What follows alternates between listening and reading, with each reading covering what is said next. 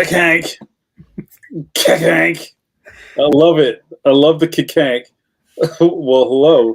That's the scribble. That's the penciling. Hello, everybody. Welcome back to the live, y'all. We're live and in color. The live pandemic podcast. One day we'll. When are we gonna not say pandemic again? I guess we'll call it the endemic podcast. Endemic podcast. The endemic. That's right. The only podcast that can give you the sniffles in slight congestion. That's right. Pencil to pencil. And thanks to the Pencil to Pencil Orchestra for performing that. You like that? The countdown music. The soaring to new heights every week. Hey man, if nobody thought we were bougie after that, you know it's all pinkies out. Here, pencil to pencil. JRD starts the cat puns off early by saying, "Shouldn't it be cat kank for this week?" Thanks, JRD. I'm putting you in timeout after that one. Which is kind of a lead up into our guest, but let's not do it yet. We have to do our intros.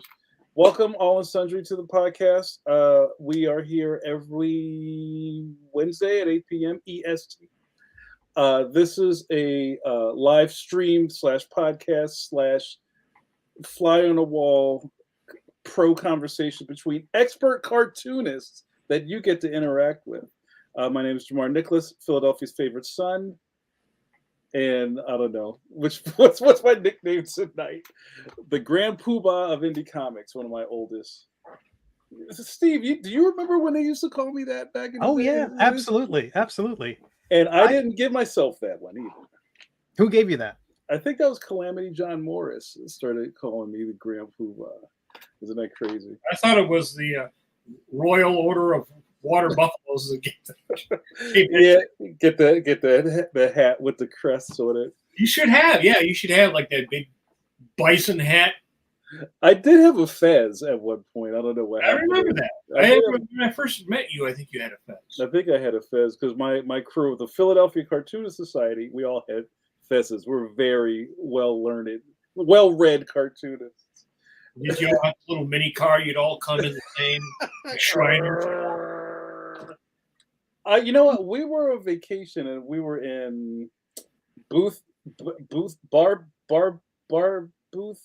Maine, Bar Harbor. I think it was Bar Harbor. I think that's what it was. Bahaba. And there was a Shriners parade in the middle of the street. Like they closed off the street and these guys came in their little cars with their vests and their hats on. I was like, I didn't think that was real. That was dope. But anyway, I digress. I am joined every week by my lovely expert co-host. This man needs no introduction, so I won't give him one, but I'll at least tell you what his name is. The maestro of comic book illustration, your friend of mine, Mike Manley. What's up, Mike Manley? Hello, everyone. Just turned in about an hour ago. No, 90 minutes ago, turned in another week of The Phantom. Wow. And if I don't know how you get this far and not know this, Mike Manley's daily workload is producing the illustrations for The Phantom in Judge Parker syndicated legacy comic strips. And Mike, what's the number on that now? What are your years under your belt? I'm in my 13th year on Judge Parker and my 7th year on The Phantom. What? 13? That's ridiculous. 13, yeah, I know. It's like, am I getting parole soon? That's right. That's magnificent. Well, it's good to see you, Mike. And I would be remiss if I did not introduce our newest member to the crew. And I've been doing this for a couple of weeks. Stone Cold! Steve Conley. What's up, Steve? Hey guys, how are you? Good to see you. Pouring ink down your throat. There you go.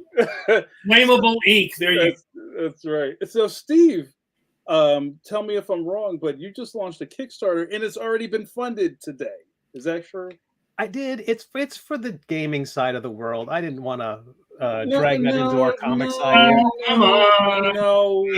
I'm a big old D&D gaming nerd, and my fantasy webcomic dovetails nicely with that side of things. And I've been playing since the pandemic, been playing the 5th edition of D&D, the latest version of D&D. Mm-hmm. And so I kind of got back into it. And now I really like this as a chance to create some D&D content that will hopefully drive people to my comic. And so for everyone who backs it, they're going to get a copy, the PDF copy of my webcomic, the first graphic novel. So I'm hoping that the people who are just signing up to get this little game piece will become readers. So I'll let everyone know how it works out. But if they want to check it out, it's at intoximancy.com. Intoximancy. So are the minis that you made in your last campaign, do they work with this Well, set? it is this is a D&D supplement. All the pieces are. I'm making it all for 5e. I really am not enough of an expert for all the various incarnations of tabletop role-playing games, Dungeon Crawl Classics, all those things. Yeah. I'm just basically sticking with the basic version. So I did a sculpt with this one as well because it is my new That's your thing. jam. So that's fantastic. But anyway, I also did some nice paintings. I'm taking my first stab at doing digital paintings, digital fantasy paintings, using my models as my 3D sculpts as reference, and it's worked out really well. That's fantastic, Steve. And that's one of the things we get out of this. We get to plug our stuff. So October 4th. Oh yeah, that's right. October 4th is the launch of Leon the Extraordinary through Scholastic Graphics. Pre-order wherever books are sold, and also our guest has a book birthday the same day. Oh, really? That's right. A litter of books. That's right. I love it. I didn't see that one coming. That was fantastic. So let's talk about our guest tonight.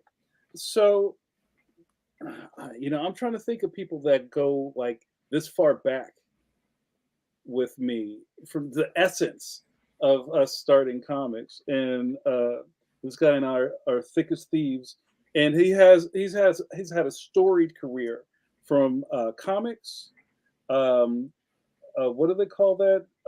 Not pay to play comics, but kind of commissioned comic book projects, which he did for a long time. Web comics, motion comics, kids comics. There's an organization that's come out of all of this, and now App Comics.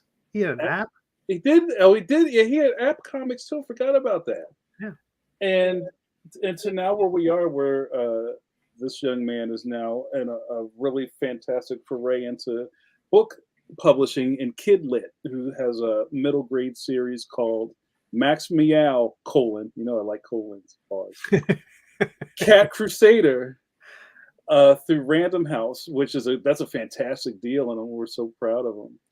We'd love to bring him on right now, and let's get caught up with our good buddy John Gallagher. Ooh, oh, hello. Oh, sorry. I'm working on my Max Meow maze.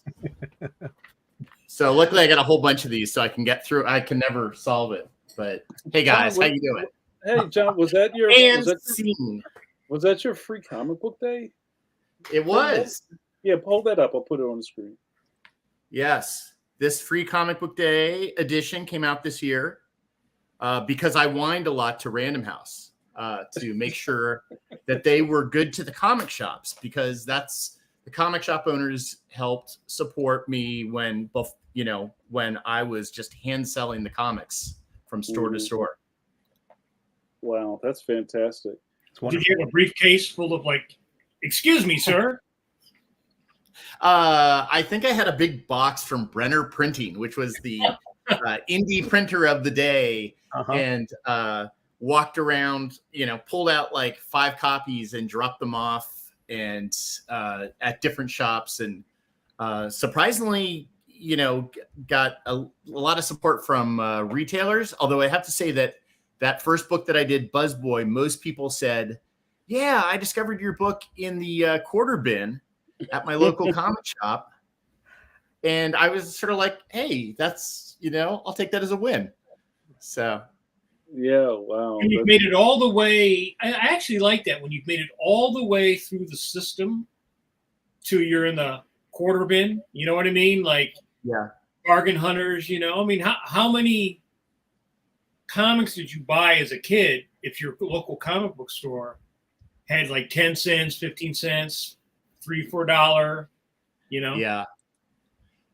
Yeah, and unfortunately, like I think I was like 16 before I had a local comic shop that I could hang. Everything else was, going to the grocery store and the local 7-Eleven type stores. And yeah, I know and if you missed a book, you basically didn't see it again until you're 40 and you're walking through San Diego. Right. Or what I would do as a kid is you would go to like Kroger or whatever the supermarket was. You'd get that issue of Superman or whatever, and you'd look inside and you'd see all these other comics that you always wanted, but of course you were not in the store or anything. And then you're right, like years later, you would actually find those issues. Right. Well, and I grew up in a really conservative town, so I would see listings, and it was like, I remember like they had mostly DC comics, Superman and Batman Detective, which I absolutely loved, but Spider-Man and Fantastic Four would pop up, but they would not carry Daredevil because it had the word devil in it. And, so until I realized, I found a bookstore across the river next to my mom's sewing shop, and I would just go in and they had everything. And the great thing was books would just sit there for a year sometimes. So I could like look through them. just on a rack. They didn't put exactly. them and I'm still angry to this day about like walking in, because they always had the big treasury edition of Superman versus Muhammad Ali. And I was like, I'll get that one next time. No, I'll get that next time. And then someone bought it or they returned it. And I was like, I had dibs on that. That's fantastic. But yeah, I just used to love to page through, but those ads in DC Comics where they would show all the different titles. Now I still want usually it was like the romance title or the monster title I didn't have, but I'd have Superman family, Batman family, all the families. What about House of Mystery or House of Secrets? Were those forbidden? Those were, I just never saw those at the shops that I went to. And I think I just was completely caught up in superheroes. So I didn't realize that some of the greatest artists were doing what they did. It was sort of accidental, the one title that I got into, because I saw Batman on the cover. I must have been like 5, but my parents let me get anything that had Batman on it. And he was on the cover of like Swamp Thing #7. Oh yeah. He had like ears that it was the first time I ever saw him with these giant tall ears. And there was just something so forbidden about reading. It was probably Bernie Wrightson. Yeah. Was doing it. And so then I kind of got into Swamp Thing, and he was just, I don't know, maybe superhero-y enough that I could read that stuff. So John, do you feel like Batman was your guy? Everybody has a hero that they connect with. Were you a Batman guy, or? I was, it was really, I realize now it was Super Friends, the cartoon show, that got me into superheroes. And I had no idea that how much like it would influence me, because the designs were being done in large part by Alex Toth, who's, one of my greatest inspirations as an artist. But then my mom took me into like the drugstore, the Rexall drugstore in Tuscaloosa, Alabama, where I lived. And there was a giant treasury edition Shazam book. And it was right when they had gotten the rights to Captain Marvel. CC Beck did the cover, and I picked that up. But Batman was the one that I could always get a hold of. And they would have, it was 600 pages for 60 cents. So you got a Batman story from the 40s, the 50s, the 60s. And then, sometimes it'd be Neil Adams. There was a year where Archie Goodwin was writing with everybody. And what was so amazing was, and I know you've had him on the show, Walt Simonson's Manhunter with Archie Goodwin was in the backstory. Wow. And I remember just hating it. It was like, this doesn't look like Batman. But those are always the artists that I eventually come to love the most. So, so Batman became kind of my character. And then once I got into, then it was Robin, because I was egotistical enough to think that if I, that I could become Robin soon. You know, I'm a kid. I'm going to be Robin, and maybe I'll find out my dad is Batman. Or he did refuse. I did ask him if he would dress as Batman and drive me around town. And you were 16 and shaving your legs so you could look like Robin. But hey, That's good. I mean, Wow. I love the Burt Ward, and you know, gosh, Batman. Like I was the kid that said gosh and golly, like Clark Kent in the Superman the movie.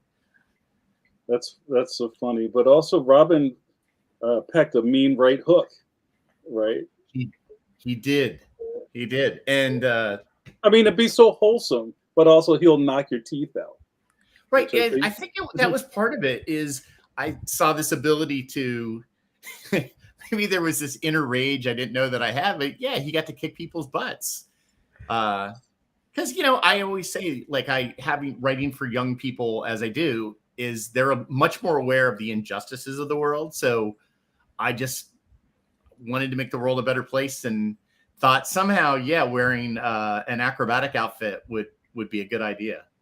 yeah, the circuses are something that it's like gone from the culture. But for the first, probably into the 70s, circuses were still pretty big. You know, a lot of the comic book characters had circus costumes, basically some deviation of like a circus costume. You know, but it's funny because The strongman was, yeah, absolutely.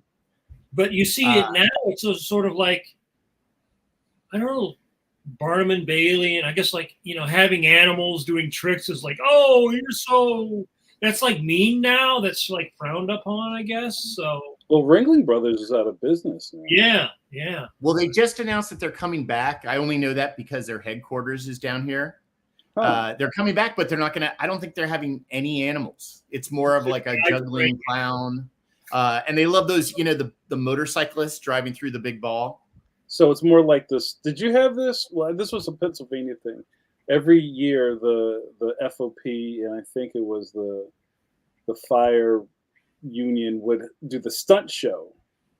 Did you ever hear about that? Or maybe that was a Pennsylvania thing. And the stunt show was basically all the stuff without the circus animals. And there were like lots of like car processions and like motorcycles, and then there were like flippy dudes on bikes and stuff like that. I remember going to the stunt show. Right. Walls of fire. Well, yeah, it's like a parade of Right. death-defying things, and Right, it was yeah. yeah, and a lot of the, like, I think they came back because they probably realized they can make just as much money and don't have to worry about taking care of the animals. That's right. Just an endless parade of freaks. It's Well, about John, time.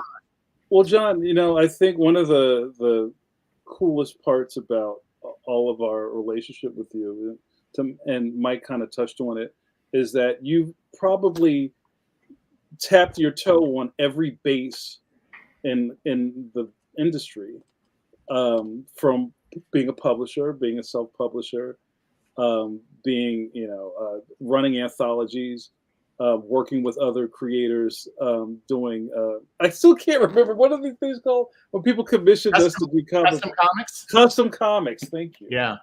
And the early web. Well, maybe just to give us a background on all of that, just tell us how you got into comics. Because I know when we met, you were already doing Buzzboy, but tell us about that time before the first Buzzboy got printed. Right. Well, I mean, I drew comics from the time I was 5 years old and told everybody I was going to draw comics. And it didn't matter. Like, I was lucky because my parents were the kind of people like, you can dig ditches, just be the best ditch digger in the world. And it honestly, like, I didn't realize they were maybe saying like, you might be digging ditches if you draw comics. But the truth is that I never had any doubt that I was going to do it. And even if people said, well, there's not much money, I'm like, well, you know, I'll do advertising while I'm doing this, because I had read enough history to know that that's what a lot of cartoonists wanted to be, and things like that. So, Superman never gave up his day job. Oh, that would have been such a. See, I should have said that. The jerk store called him. They're all out of you. Oh, you. fresh out. So I ended up, being the kid that drew all the time. And I thought I was keeping it kind of on the down low that I read comics because there was still that sort of stigma where I was growing up. And the only other kids that read comics I didn't like. So but the thing was, I found out years later, everybody knew I liked comics because I drew superheroes all the time. It wasn't like they thought I wasn't reading comics. And then I went to art school. I went to Temple's art school, Tyler School of Art, which I know a couple of our friends that watch this show went to. And I got there and absolutely hated it. And it was not about the classes I was taking. The classes were very good. I knew I wanted to study graphic design, and because I kind of saw that as related to advertising and Right. comics in general. Is just there's drafting, things like that. But I realized what I really was missing was sort of the all around. Like when it was just art, it wasn't that much fun. So I transferred to Penn State and studied graphic design there. And then took the liberal arts education, which I think in some ways has helped me more than the art I took, because I got to Penn State and realized they had no illustration classes. So I basically would go to school during the day, take the classes, and then come home and draw for 3 or 4 hours a night, studying comics. And so I was studying Alex Toth, what few Alex Toth books I could track down, Walter Simonson. I'm trying to think of some of the other creators. Howard Chaykin's American Flag was out, and just anybody who I sort of saw had that drafting, that strong visual feel to it, which is funny because none of my stuff looks like any of that now. I mean, imagine if you saw American Flag, you saw Nexus. I could see some Steve Root going into your... Yeah. Through high school, Nexus was, I went to a Jeppy's Comic World in Baltimore when I was 13. And I'm like, I'm going to buy these indie comics because I've been reading about them in Comic Scene. And like Nexus was too wild for me at that time. And I could have gotten the Flexi comic. I picked up Ms. Mystic by Neil Adams, and it looked just like a superhero comic, and a couple other things. But but Nexus I really loved and read that in high school, and Badger, stuff like that was just really great. And then anything, I was really into Kamiko and First Comics, all the stuff that was indie, but it was still pretty superhero-y. But let's see, this is my life story. No, so I'll jump ahead. I graduated, moved to the DC area, and after like 2 years decided I knew everything I needed to know about starting my own company. So I started a graphic design business. And luckily that just happened to be the beginning of the internet for a lot of folks, and kind of went from right into doing web design, which I know, Steve, you were doing the same stuff, as I think you were one of the co-founders of the USA Today website, if I'm not mistaken. And so it was a great time, but I kind of got so caught up. I was still drawing comics, but I could never get past like the 13th page. Like I drew a couple stuff that was like, I had like stuff that was probably closer to like Hellboy. There was monsters, zombies.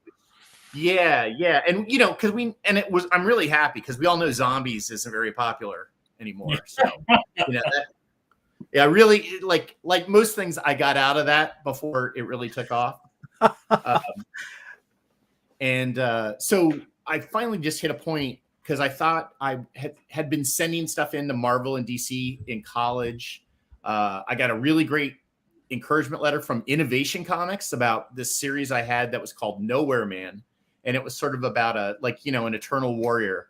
And they said they wanted more ideas, and I sent them more ideas. And then I got a letter back like, we don't know who you are. And I still don't quite, I think they fired the head of innovation at the time, Dave Campini, and whoever was there knew nothing about me. So that was the beginning of many, many rejection letters. And eventually I just realized like, I got to do this on my own because no one else is going to do it for me. And after I think I went down to Heroes Con in 97 and talked to these small publishers who were still too important to hire me. And I that I had the early ideas of doing BuzzBoy at that point. So I ended up self-publishing, and because I had this marketing background working with design companies and advertising companies, I kind of tried to present it as a real entity, not as like John in his studio at home.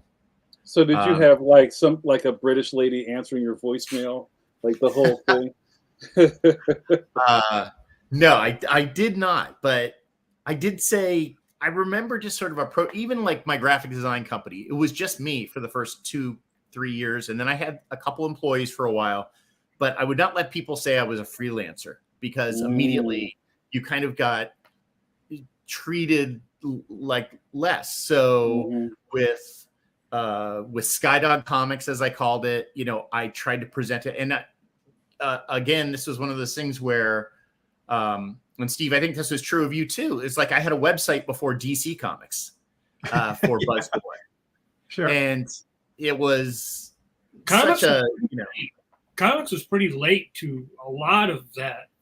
There was a lot of resistance amongst even a lot of the creators at the time of like, oh, like, were you guys on CompuServe? AOL? AOL. There was AOL. Also, Prodigy. Or whatever it was, like the first early bulletin boards were First class bulletin boards and Usenet. Yeah. And there, because I remember this was 94, I got my first Mac, and Andy Parks had Photoshop before I did. That's where I first saw in his apartment. And I tried coloring something. But that was a sort of really interesting time that you guys were both sort of like jumping in, because the majors, like you said, there was a lot of resistance to change. Right. It was true. Yeah. And back then, if you sent in your artwork, they wanted traditional boards, you know, a 11x17 Bristol. And if you sent in, I decided I was going to, because I was using a Mac for all my design stuff. I was like the first set of seniors at Penn State that had a Macintosh. And it was like the tiny little Mac 2 that crashed every 5 minutes, and the floppy disk was your hard drive. And but I remember, yes, exactly. And but I remember you had to pay $5 extra a page if you wanted to send them digital files. And I did my backup stories in, digitally, scanned them in and added gray tones, and it was horrible. But Jamar, you and I've talked about that, like how bad computer coloring was when it first started. Yeah. But it was better than anything else that I could do at that time. I think I had lens flare all over my second issue. Yeah, that was back when every logo had a zing, like a zing. Drop shadows and gradients. It would rotate, and then gradients, and then zing. So, John, when you saying you're trying to give a professional presentation, what form did that take? What were you, and what did it work? Well, a lot of it was. It's funny because some of these things are sort of would represent like the people I'm still friends with, like you guys I know. But I remember if the presentation could be, I had a website and I would send out press releases to, I think it was digitalwebbing.com, carried all the press releases. I'd send out one a week. He carried everything I did because I was a pretty good writer. And again, this is where that liberal arts, knowing writing, and I think it may be true that anybody who's going to any school should have some form of business writing. I think encouraged, and people really, it was just like the early days of press releases. People believed that BuzzBoy was just as awesome as I was saying it.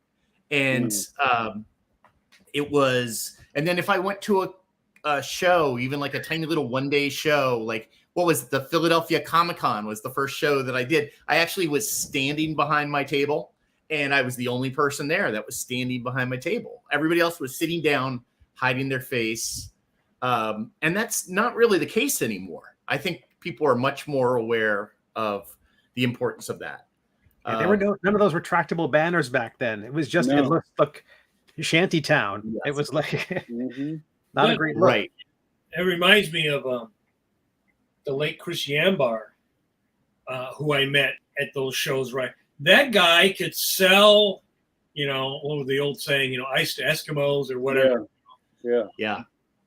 He had that gift of engaging people and talking. And you're right, when you go to most shows, everybody's like sitting behind their table, and they're kind of like, oh yeah, you look up.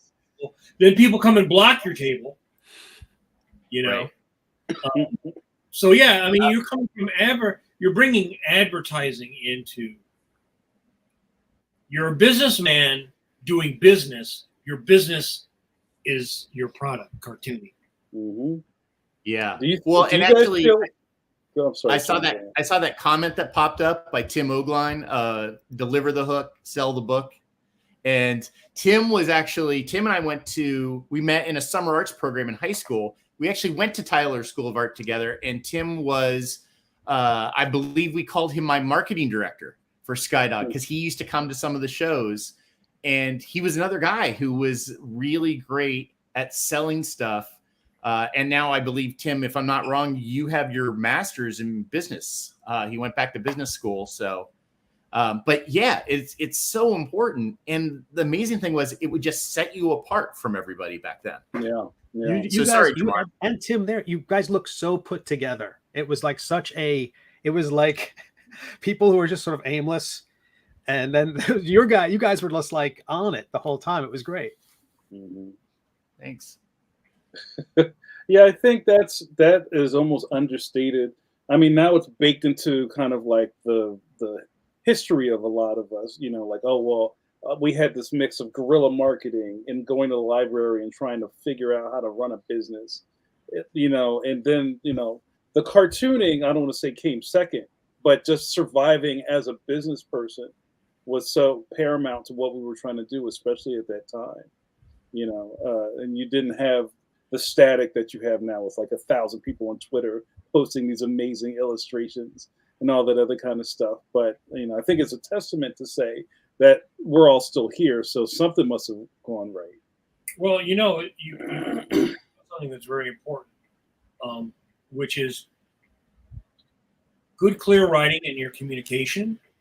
And that's something that a lot of artists, they're good at drawing, but they're not good at communicating.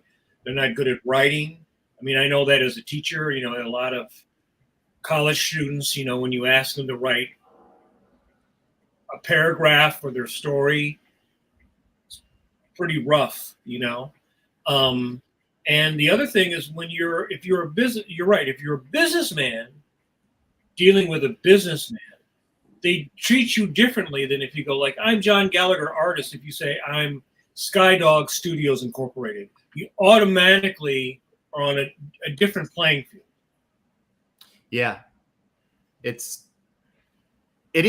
really funny. Like, I remember having someone who sold a lot more books than me come up and go, oh, congratulations. Because somehow, I can't even remember what happened, but I got contacted by this props company out of Hollywood because they had been going through a bookstore and my stuff looked, because it really harkened back to a lot of the fun comics of the 70s. And they wanted to use it as a prop in a movie, a Steve Martin movie. And so I did I press released the hell out of that thing. But actually, they never used it for the Steve Martin movie, which I think was called Bowfinger. They ended up using it in American Pie. Oh. And I and I didn't even know that. I didn't know, but I got a call from someone in the middle of the night saying, your busboy was in American Pie. And I sent a press release and pretty much like promoted it like Buzzboy's the star of American Pie. But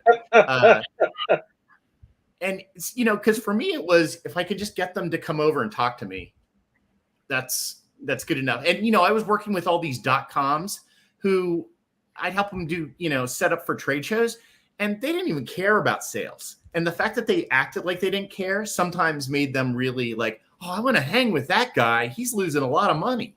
It was, so Buzzboy was 97, 98. Was that it was May of '98, which was also just like Jamar and I have the same book birthday for our books this year. I believe first week of May was also the premiere issue of Astounding Space Thrills. Yeah, Steve Conley. Yeah, probably. It's all a because blur. I called you and to say, hey, I finally have a comic coming out. I'd met you when you were doing your earlier books, and we had met on AOL, and I was so proud to kind of like tell this other local guy that I had a book, and you go, I have a new book coming out too, and then I go and I find the ad, and I'm like, oh, this is so much better than mine. Like I immediately Stop. It's absolutely true. So, but you know, and then just to tie in with that, like that 96, 97 was when I was trying to pitch getting hired by people. And I went to San Diego Comic-Con just to kind of walk around and figure out how am I going to promote this. And, you know, I went to all these different places and people would give out posters if you bought all 3 of their books. And that was like something that I was like, okay, that's something that works. Somehow getting this crappy poster, I bought 3 crappy books in that case. But then I happened to, and I didn't even meet you, Mike, but I met John Hebink at the Action Planet table. Oh, okay. In 97. And it was like, I realized like this small press area, this is the stuff that I was excited about because I could see all these people, like you could tell they were doing their own thing. And I picked up, I think, every Action Planet book that was there at that time, but it was probably late in the weekend and you guys had sold a lot of them. And the funny thing is while many people knew you from Batman, that was who I knew Mike Manley from. He's the guy who does Monster Man. And I just absolutely loved it because it had a lot of that animated flavor, that feel, which of course I know you've got lots of classic influences, but, and that was really exciting to see that's the first time I met other creators who wanted to do stuff. There were a couple books. I don't know that anybody is still around from that period, the people that I met. But I can say 98 SPX, Buzzboy was there, and I was sitting, and that's when I met you, Jamar, and immediately insulted you by calling you Jamal. Oh, yeah, I remember that. You were mad about that for years. Yeah, I was really upset. Yeah, I do remember that. One of those little stress squeeze toys right now. You can't see it. Just squeezing the crap out. I was heated. I remember that, but I got over it. So, but John, and I also remember will be interesting to talk about. Talk about your early experiences at SPX because you were getting static, not the comic. Right. You were getting like some negative feedback from other creators in the room. I mean, what year was that? Like 98 and 98, 99. So the show was only a couple of years old because I had gone to, I think, the second one, and that's where I met you in person, Steve Conley. You were there with your avant-garde book, and like Hart Fisher was there. David Mazzucchelli and Dave Sim were there. It was a very different show. But so anyway, that professionalism stuff that I was trying to do, like looking people in the eye and talking, was showing. Yeah, it was kind of successful. I wasn't selling a lot of books, but I was selling some books. And someone came up and saw Buzzboy and said, "What are you doing here? You're mainstream. You don't belong here." The person actually said, "You don't belong here," which I, had never hit my precious ego before. And I said, "Look at my diamond numbers. I'm as indie as anybody here." And, because we were all fighting. And I think there was almost a resentment of I look too polished. And the genre, I think there was a rejection of the main. They considered superheroes mainstream, so you were mainstream and they were indie, and it was like I felt that with my genre stuff as well. But I think the people producing superhero stuff definitely felt that. We talked about that before on the podcast because that was a very interesting time in comics because before that you had mainstream, and then you had underground. Underground, yeah. Right? Like Crumb and all that stuff. And there was very clear, Hernandez Brothers stuff, like, was very clearly not Marvel, not DC. But then there was those, I don't know, there was like leak through stuff. And, you know, you had like Brian Lee O'Malley, you had stuff that was coming from, or Bone, right? Yeah. And there always was, I always felt that there was a little bit of that, like, oh, you know, between what was the old underground, what morphed into indie, whenever that term was, you know, the kids with the Chuck Converse and, you know, the shoegazer, what I call shoegazer comics, right? And then some of those people, if they went off and wrote something for Marvel, well, that's okay. But I did an SPX, and I felt a little bit of that, like, oh, same thing. Like, well, you did Batman. Why are you, you know, why would you? Who let you in here? Yeah. Well, there's also a certain amount of like Zach Braff doing a Kickstarter. I think it was that quality too. It's like, you've made it. This is for us little guys who haven't made it yet. I think there's also that impression that, well, if you can do that, you don't need to be here. And why are you taking a table from someone who needs that? I mean, I guess in a way, it's kind of a compliment. Kind of like saying, your stuff is so good. Why is it here with us? I mean, I don't know if they don't mean it as a compliment. I think you got to dig a little bit for that. Well, now I've been rejected from all those shows whenever I've applied, so they've had their final revenge. Well, and that's true, because SPX, and there was kind of like these, it was a roadmap you couldn't quite figure out, because so I probably came more from the Madman, Mike Allred.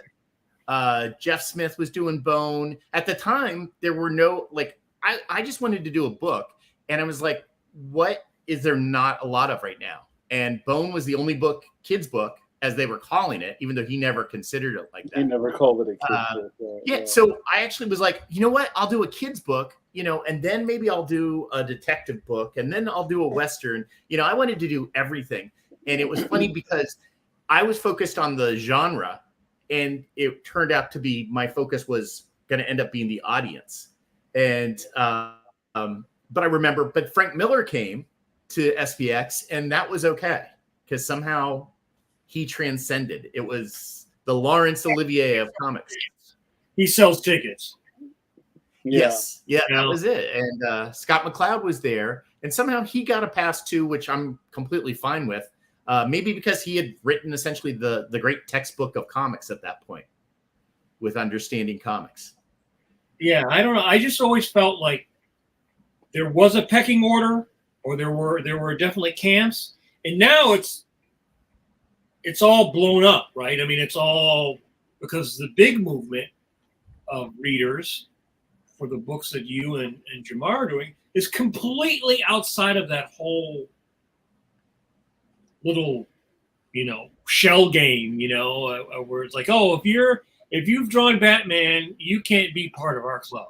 You know, if you haven't drawn Batman, well, you can't be part of our club.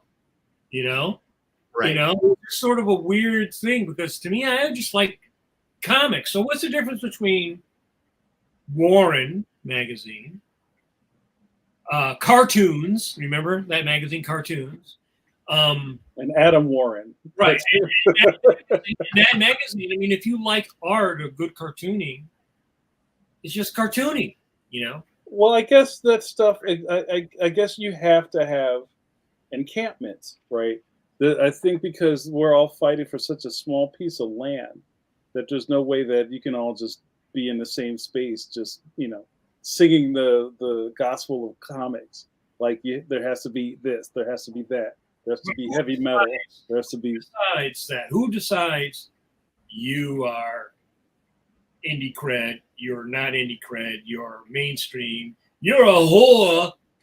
You know. Well, I mean, as someone who was like really into the SPX side of things, it was volunteered with them for a long time. I could tell you that the reaction seemed to be, at least from my vantage point, was that mainstream, what the direct market of comics had a pecking order. And SPX, at the very least, was a reaction to that. pecking order, and it was sort of an inversion. And so that was, if there was a, so if the higher you are up on the food chain, again, there were exceptions like Frank Miller, who was at that point was rejecting the mainstream. At that point he was going off and doing his own. Sin City that's was, what it was. Yeah. you know, they were breaking out in a way, or they were real artists.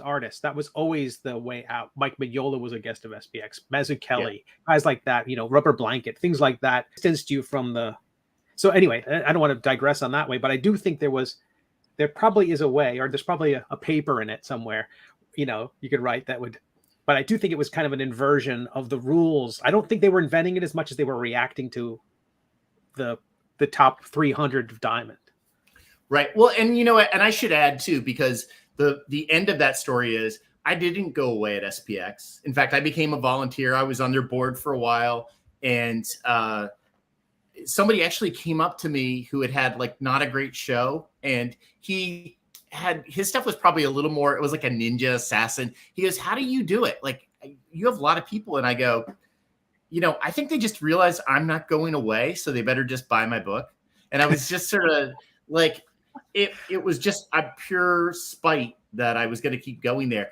But having said all that, not one person who actually ran SPX was not friendly. I mean, they were all the friendliest people who wanted everybody there that wanted to do comics.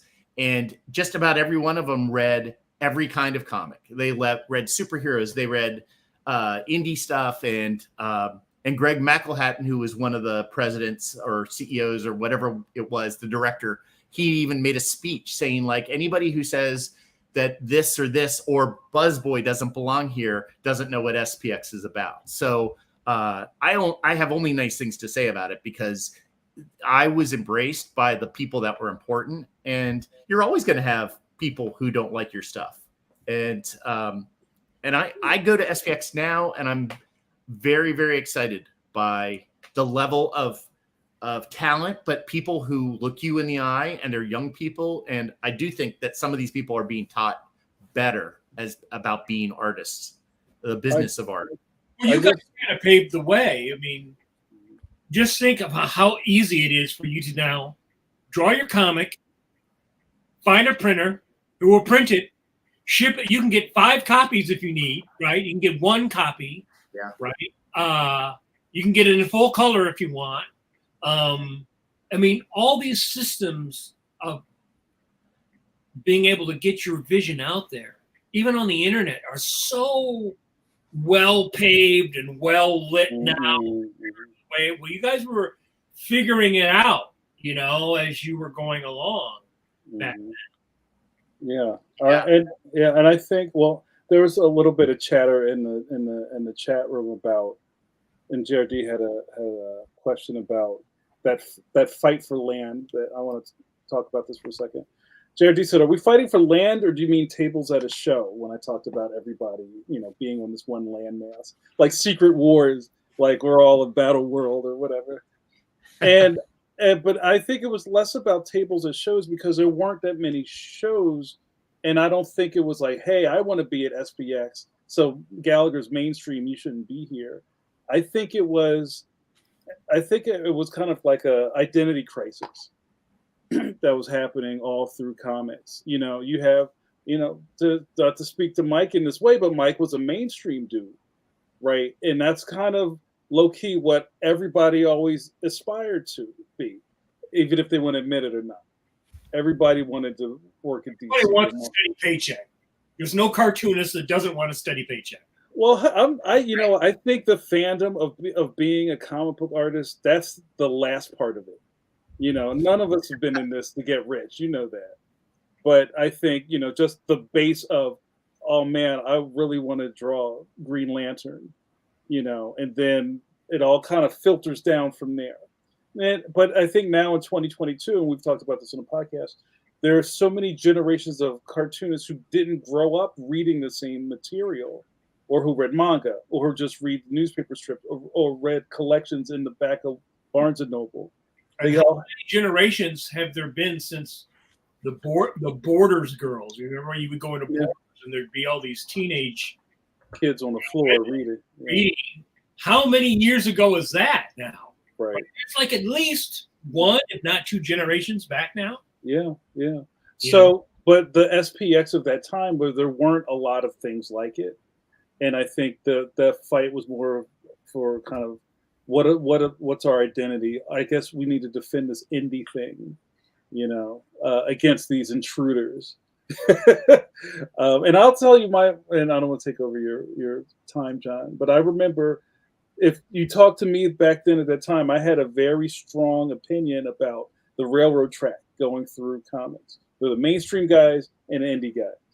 And when I started to do mainstream shows, like going to the Civic Center to a comic book convention or Wizard World or something, I didn't get a lot of nice vibes from the mainstream dudes. Mike's an exception. A lot of those cats, you wind up sitting, you don't know who you're sitting next to. I'm sitting down next to like super DC artists. They're not talking to me, I remember one of them taking my book and going, "Oh, that's cool." You know what I mean? It was very snooty, and that kind of fueled me in a different way. Like, yo, I don't ever want to be like these dudes. I think we should just be indie cred all-star. And that's a lot of that energy came from that. It's just not feeling what Mike is saying now. Like, hey, aren't we all cartoonists? Aren't we all in this boat together doing comics? It wasn't like that then. Right. No, at least in my opinion. Yeah, it was. There were some people who wanted to be.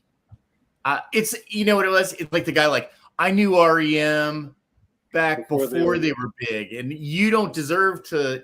That's what it was. Is somehow, every generation. Just like I always talk about how every older generation likes to put down the generation after, like kids today, they're lazy. But then there's also a thing where the younger generation sometimes acts like they're the ones who discovered stuff. And that was kind of how it felt in some ways. Like they didn't want the mainstream guys getting involved. And I think I came across as mainstream in some ways. And now I think what's great is anything goes. There was a whole period like with the kids comics world, Scholastic Graphics. I mean, they started by going after a lot of the people that showed up at SPX. Like there was a lot of artists who were doing stuff that I didn't like. I thought it wasn't as well done. But then there's some artists like Rena Telgemeier was someone who I met in '98 in Chicago, and she was selling mini comics. She was just out of School of Visual Arts, and but like her stuff was cool, but by no means was she getting any love from the superhero folks who were there. And she still doesn't. Yeah, well, that's true. Although she won Best Cartoonist at the Eisners, and I do think that the comic shops have learned to embrace certain creators and appreciate because a big percentage of their sales come from that. Just like it comes from manga for a lot of those places too. Yeah, and there was definitely a thing where a lot of shops didn't carry manga, or they didn't like they were not fans of it. So there's that weird thing where like I have a store and I don't like milk. So I'm not going to sell milk. Right. I'm not going to sell bread or milk or eggs. I don't like any of that stuff, right? So, every time somebody comes into your bodega to buy some milk, sorry, no, I don't like that milk. I'm lactose intolerant. Yeah. There's a lot of that in comics, or there was, probably less so now because, let's face it, you want anybody coming in your shop now. The numbers, I was just reading about how Valiant is kaput. So, Right. You want anybody reading your stuff, So Buzzboy, the first Buzzboy came out in 98. Okay. 1998. And it was a 4-issue miniseries. I intended to do a one-shot and just got carried away. I was like, I'll just have a cliffhanger. And if no one's interested, but then I was hooked. And I did, realize I was overtaken by deadlines. And, that was the first I got the first 2 issues out on time, and then everything just started to, get behind, because I fell into the trap of, oh, I got to keep marketing this to sell those first 2 issues, and then I didn't have time to get issue 3 done. So you have the whole thing drawn before you launched it. Yeah, well, I had the first issue done, the second issue was penciled, and then it's like I slowly got away from me, and which happens to so many. It's really hard. I mean, it's kind of weird because now I'm working on these books, and I have to be done a year in advance before they will even start to try to sell it. So book 4, which is coming out October 4th, Max Meow Taco Time Machine, has been done since last October. And I have the middle of this October, I'll be finishing up book 5. So you just,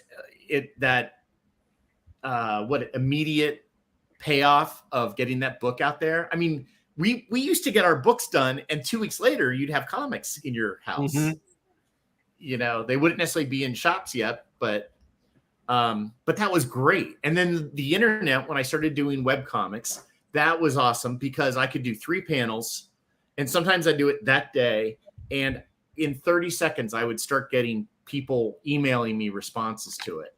And I had one creator who used to write me, and Gene Ha was an early adopter of BuzzBoy. And it was so cool because he kind of liked the fact that it didn't follow these rules and it was silly. And, another guy wrote and said, I just laughed out loud. It was like less than a minute from when I sent it. And that was what was so great. The downside was, and I can't remember what the numbers were, but they were good. Like every day, thousands of people were seeing it. There was no Amazon. There was no eBay.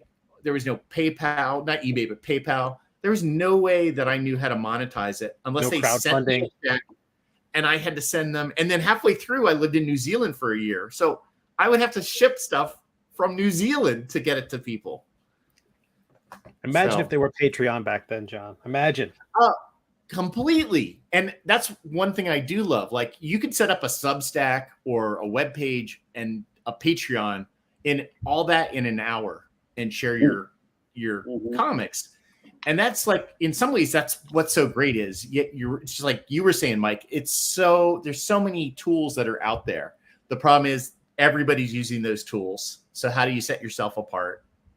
And I mean, I'm pretty interested in Webtoon about how people get a following, because I think sometimes it's calculated and other times it's like a viral video. You can't plan for what's going to be accepted or embraced. Yeah, I think the interest, because I did a Webtoon I never finished. It was like halfway through.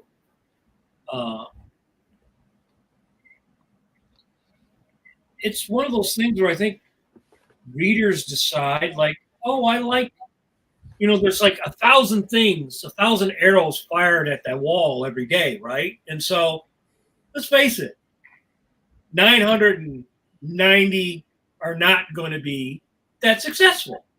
There's going to be, maybe 10 arrows, and out of that, 2 or 3 that really seem to connect, right? And I don't know if your aesthetic as a creator will jive with the aesthetic of a 15-year-old girl, because like their readership is very different. Right? Very different than the mainstream. That was the thing that I found interesting about when I was teaching younger people, teenagers, what they would find interesting enough to collect is different than what we found interesting to collect when we were 15, because there's so much more stuff to collect. And it's just like a fire hose of stuff every day. Like even now, you have an Instagram. Look how in the last month, Instagram has like totally changed its feed, what it's doing. what you're seeing, you know, even if you were doing a webtoon, trying to promote it on Instagram would be way harder than it was last year, harder than it was the year before. Mm-hmm. Right. Because they want to figure out how they can get their cut of that. Yeah, I've talked with different people about sharing things on Facebook, and they're always changing their algorithms so they can trick you or talk you into buying advertising. Right. And it doesn't work. No, and it's painful. It's painful too, because like I'll share a link to one of my things and nobody will see it.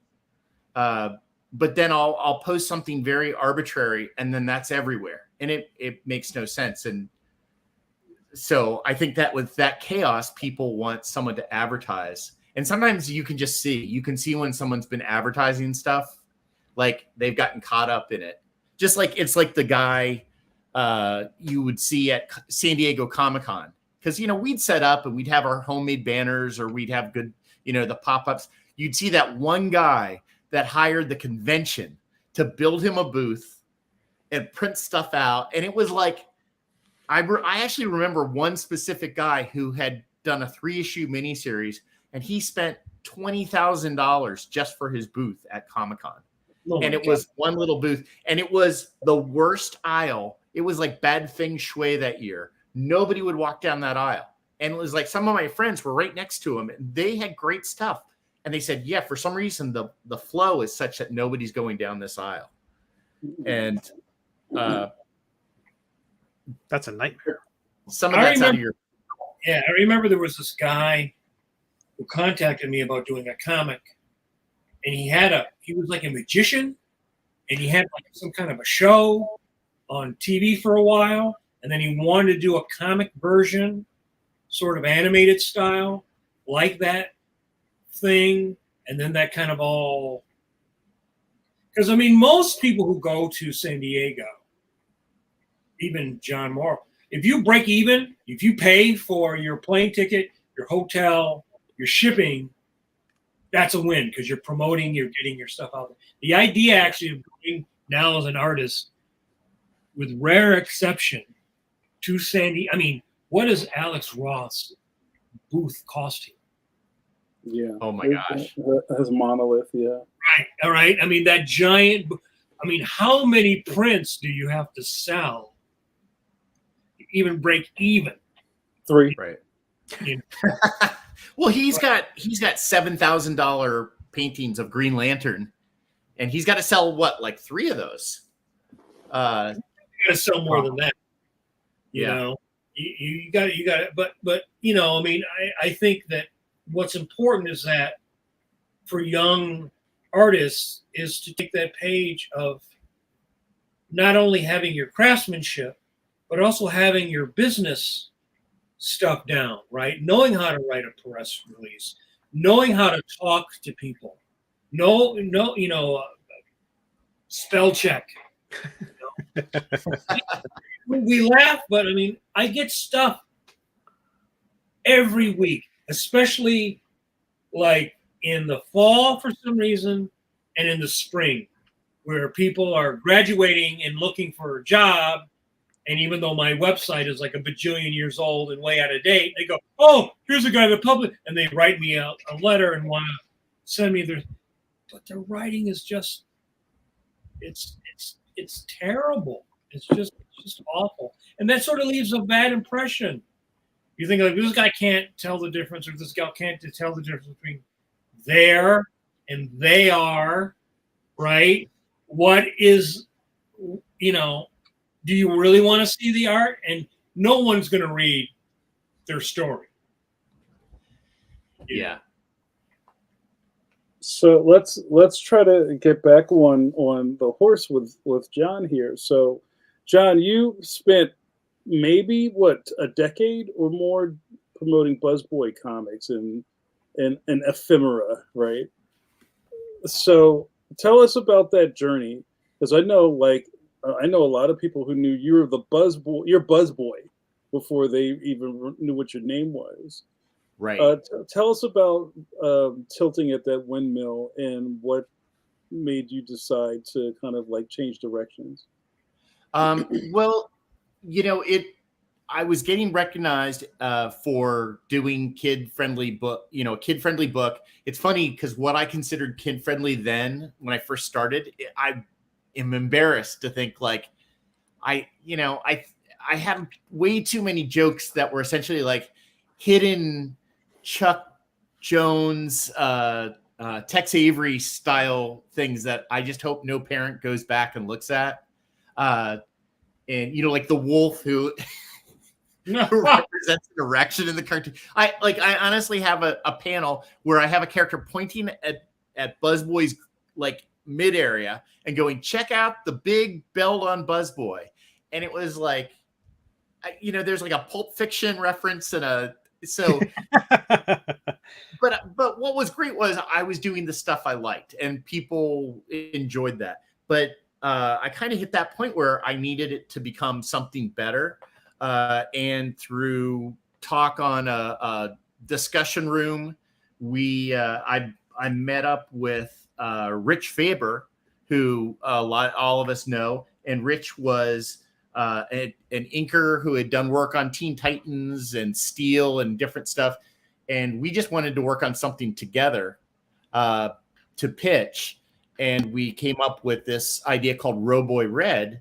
And in the meantime, I wasn't happy with my self-inking. I had some inkers I was middling happy with. And then Rich became the inker and sometimes editor. And I think that extended the life of Buzzboy for a while. And I actually decided to do stories about Buzzboy when he's younger.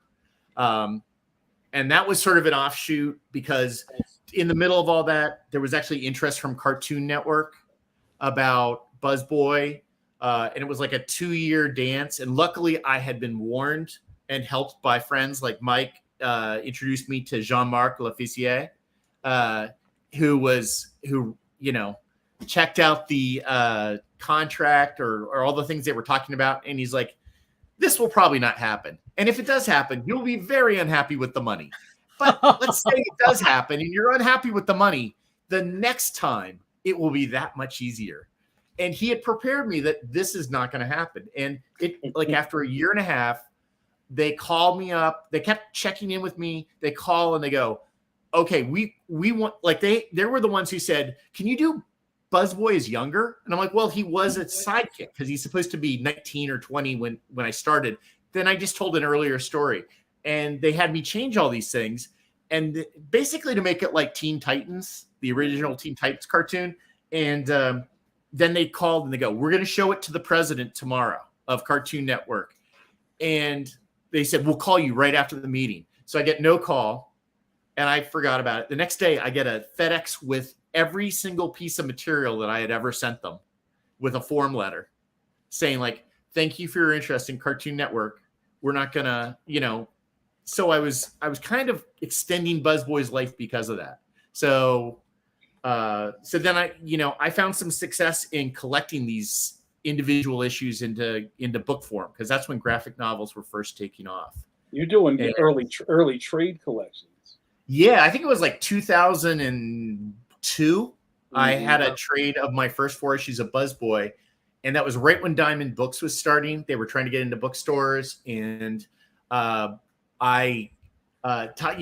about my press releases, I sent a letter to Steve Jeppy, who owns Diamond, explaining why my book was more important to Diamond than Batman.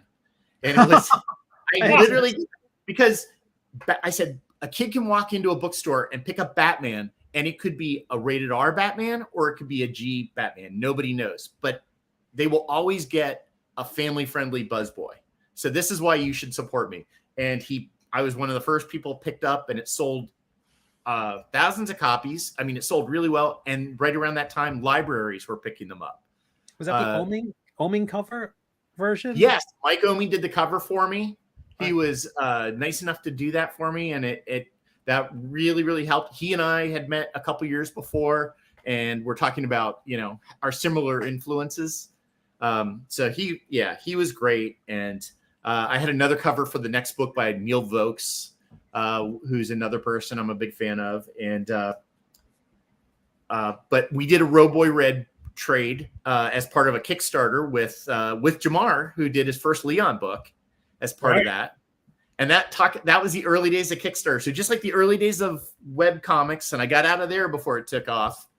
Early days of Kickstarter, and that was a real trial. But I kind of hit a point at that point where I had been told no one's interested in Buzzboy. Like Scholastic Books looked at it and they were like, no, Marvel and DC know superheroes. We don't know superheroes, so we don't want to do it. And then I realized like superheroes were what was kind of messing me up. So I right around that time, my kids were pretty young. So I started doing these 48-page little kind of mini graphic novels were based on characters my kids created with me. So I had one called Zoe and Ketchup, which was kind of like a Calvin and Hobbes, based on my daughter and my dog. And then Epic Bros, which was based on my sons, Jack and Will. And it's funny because I had to get those done so quick because making a living was more important with kids, that I actually started to loosen up on my style, make it sketchier. And I slowly started to realize why Charles Schultz and Bill Watterson and these cartoonists who had this economy of line were so universal and powerful, because the more I cut lines out of my artwork, the less I made it refined. I don't want to say refined because that suggests not talented, but I have a postcard that I got from Alex Toth one time because I sent him some fan art, and he wrote, "Think more, draw less." And that's exactly what I started to do. And that was the style that became Max Meow. And, so it was sort of a long road, but I slowly started to embrace things that made me excited about comic strips and kind of adapted that to the graphic novel form. Wow. That's great. And you were self-publishing those? I was self-publishing everything up until Max Meow. I basically would do a 48-page book, and I would send that off through an agent, a person who's my agent now, but at the time was sort of like, look, unless I sell it, I'm not your agent, and kind of said, this stuff is looking too finished already, and the editors. Because editors in the publishers, they're used to like these books being rough drafts. They want to have some input, and in a sense, I was making these things look too clean.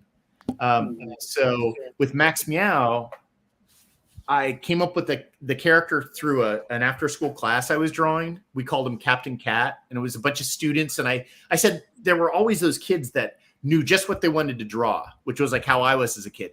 Then there were the kids that knew nothing. They were looking at a piece of blank paper, scared. So I said, okay, let's gather up. Let's do a mashup hero. And it's like, okay, you want a cat, you want a superhero, electric powers. And we, like in 10 minutes, created this character that eventually became Max Meow. And hopefully none of them are going to use this video in their lawsuit against me. But I did change enough. But my son, Will, who was reading Dogman at the time by Dave Pilkey, he saw it and he like lost his mind how excited he was.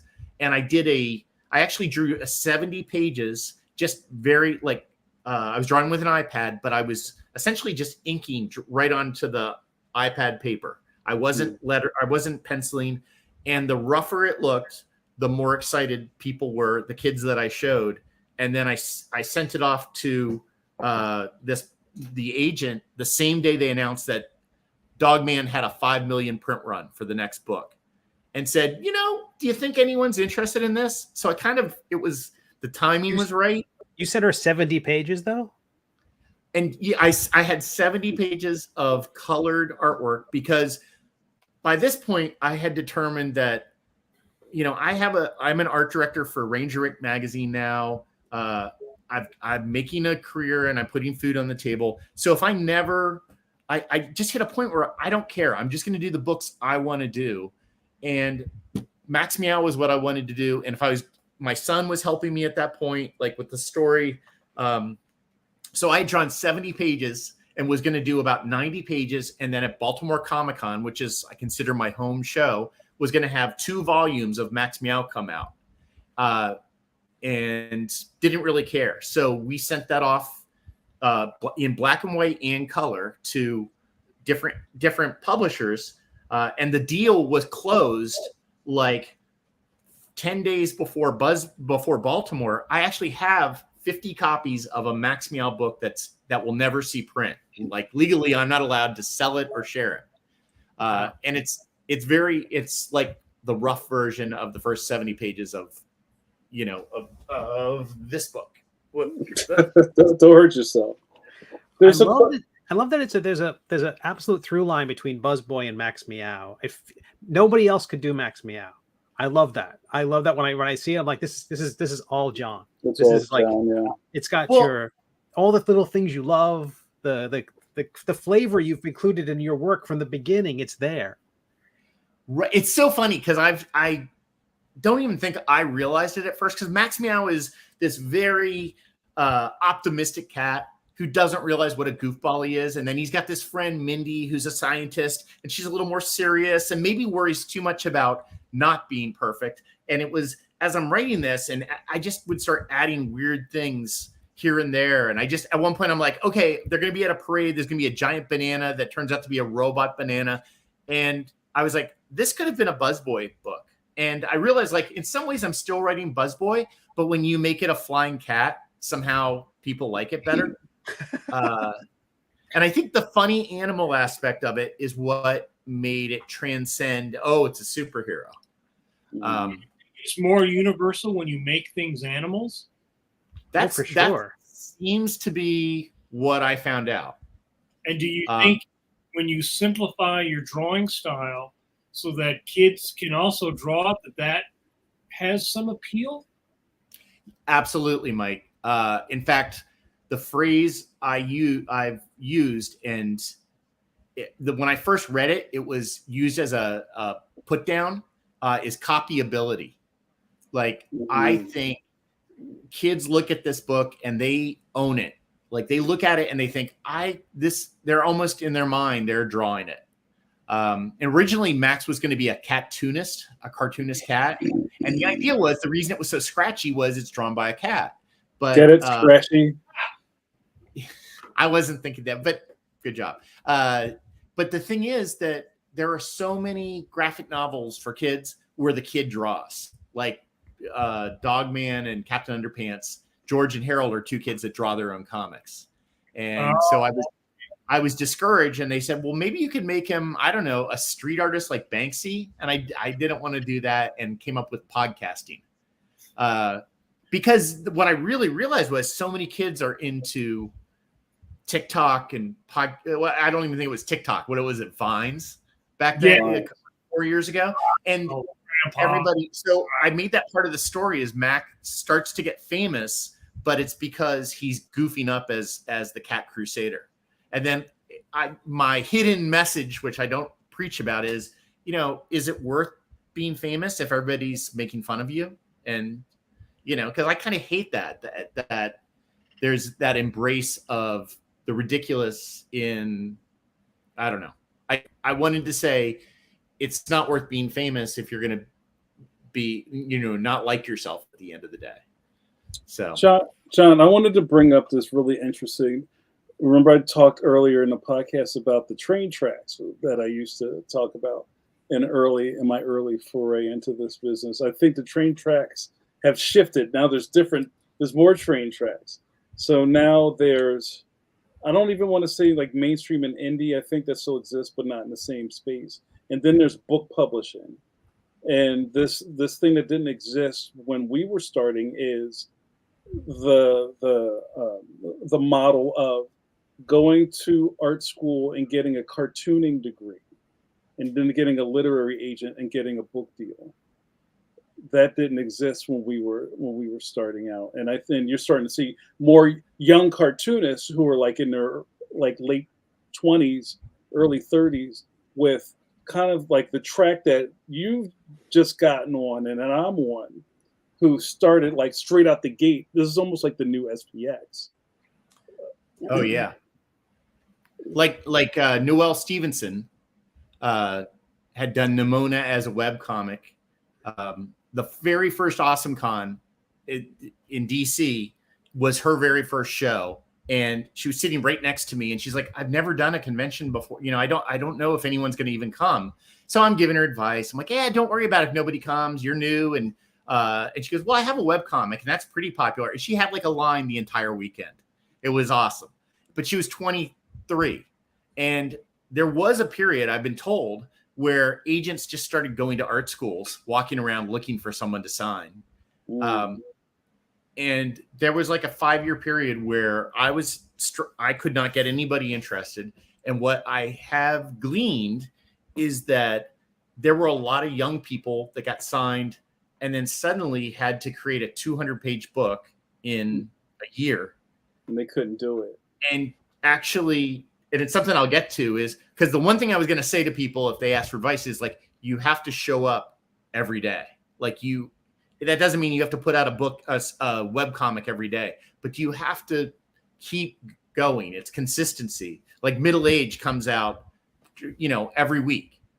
And it's like one of those things. And, you know, I actually just drew my 1,000th page of Max Meow.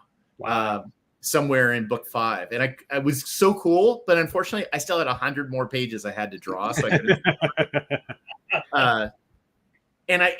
So it's more connected like to comic strips to me. But anyway, a lot of those young people are, and I, you know, the old guy in me is like, some of them were just crashing and burning.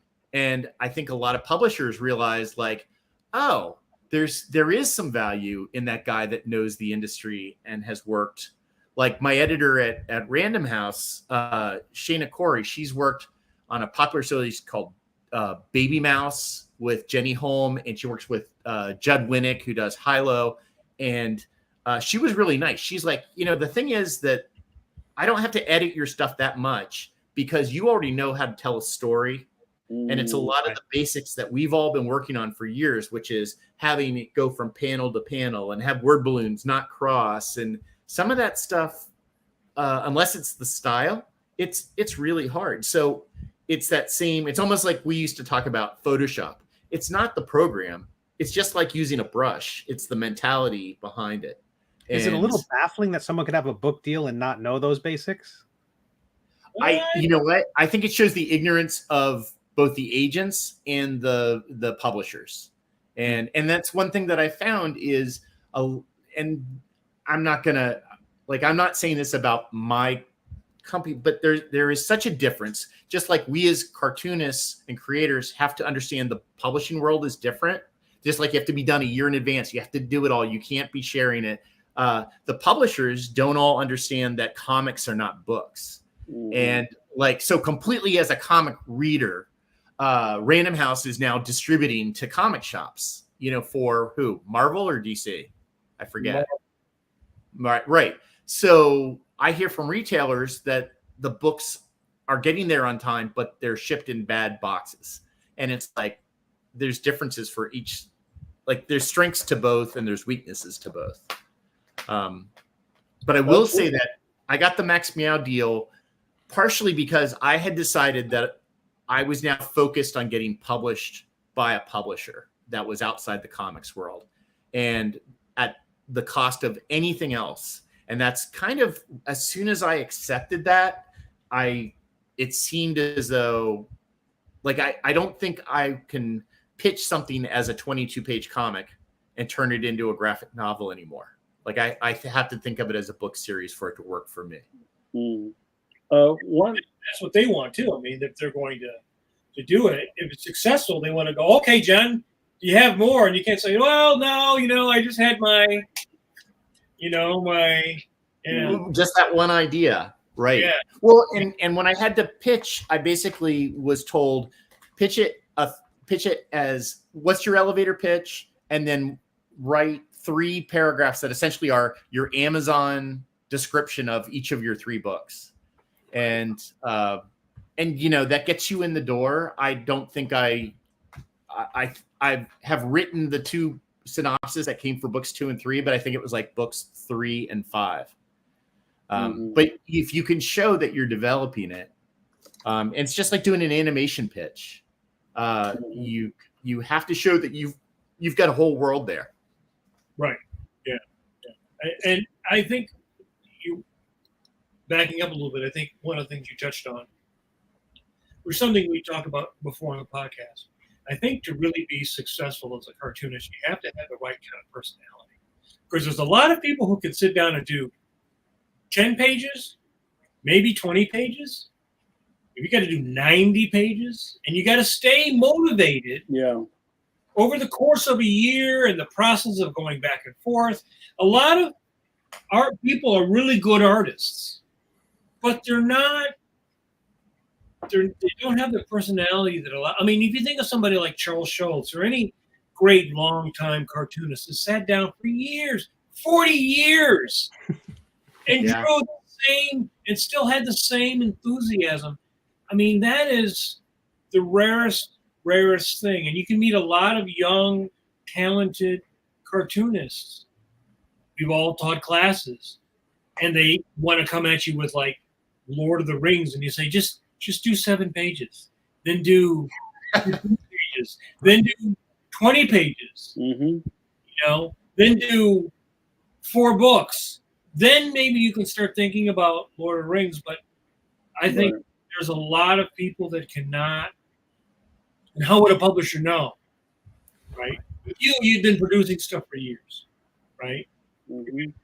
Same with Steve or Jamar or me, right? If somebody comes up to me and says, "Do you want to do something?" There's like 1 million pages, so they know, okay, that this person can do it. You may come up and you may meet an artist or writer. They may have a great idea, but you know they end up being like what's his name? The guy that writes George R.R. Martin. Right? Yeah, right. I knew you were going there. Yeah. At some point, you stall out. Some people do. They get to a point and they stall out, and then it's like an artist block, like a creative block. They can't go beyond it. And you know, if you do something that's successful, okay, they want to have the second book and the third book because the readers want. They want it. Yeah. I want to touch on. I'm sorry, John. I mean to cut you off. I was just going to say to that point, I have been told, like, so the first Max book came out during COVID. The second one came out during COVID, and the sales were better than they expected, but still down from if they were having book fairs and things like that. And the third book came out, and suddenly all the first 2 books, the sales start going up. And it's that series. Like, I've met kids at comic shows who say, if this isn't going to be a series, then I don't want to read it. Like, they want it because it's a comfort thing. And there's so few things that kids can feel comfortable about. So you're absolutely right. Like, I was told Kazu Kibuishi's Amulet really didn't take off until book 4. Wow. So, and it's, which is both scary and exciting at the same time. Now that I'm on the other side of book 4, it's exciting, but, luckily I didn't know that it was going to take that long for people to start to catch on. So go ahead, Mara. Sorry about that. Interesting things about teaching the high school class is you would always have these 14 or 15-year-olds every year for like 10 years. I taught the class. And so I would ask them what they were into, what they liked, what they're reading. They all were reading Naruto, right? From 10 years ago to now. Oh. And one of the reasons they like it is that if you get into that, there's like a jillion Naruto comics. Right? Yeah. And they like Sun or, you know, whatever. They like the fact that if they invest in, they like it. Oh man, you can just. There's a ton of it. Ever. Yeah. So I wanted to get to some of these comments in the chat. So and we're going over a little bit tonight, guys, because John Gallagher is that special. Our good buddy JRD says, John and JN, do you think the age of the creator makes a big difference with getting and working with an agent in publishing and comics?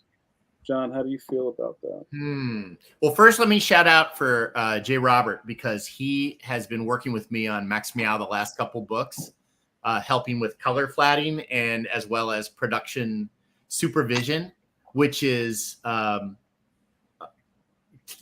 goes back to the whole idea of JR and I don't necessarily draw in the same style, but I knew he was a guy who had the chops to help me push through on what I was doing. And it's like, I think there's a real value, as opposed to, like, I have someone who's a younger assistant who's in their 20s who helps.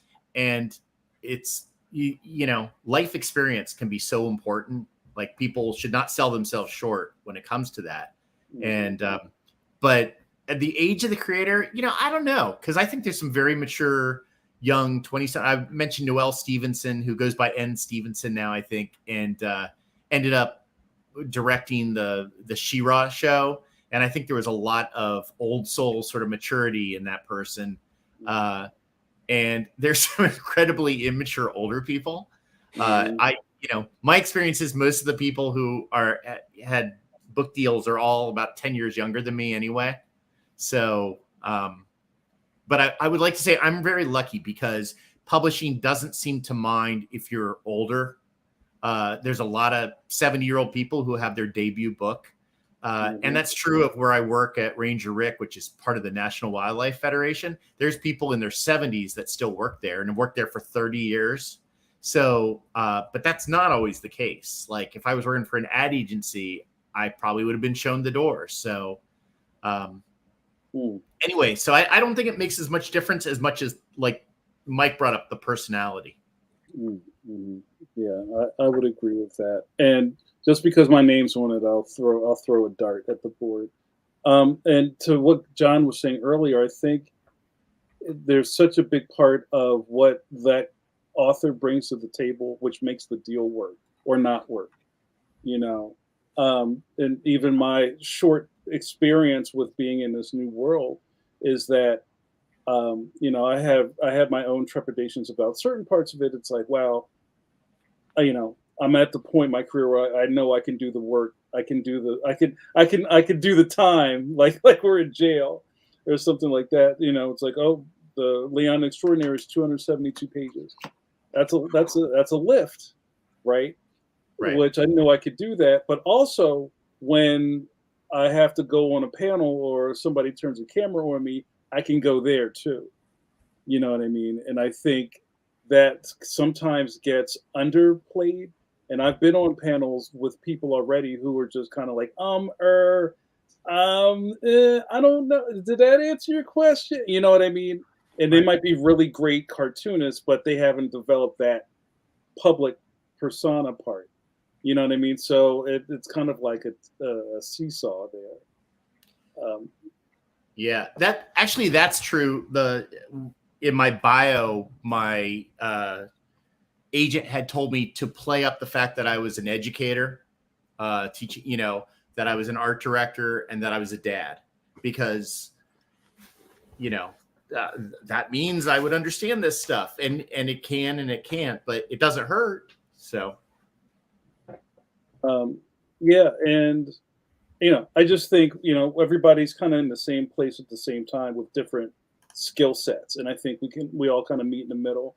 There may be a heavier lift with somebody's agent if they're young, and they have to kind of talk them through more points than somebody else who just goes, okay, well, you know, I'm not worried. I'm not in the rafters or in the wings, like hoping John doesn't say the wrong thing.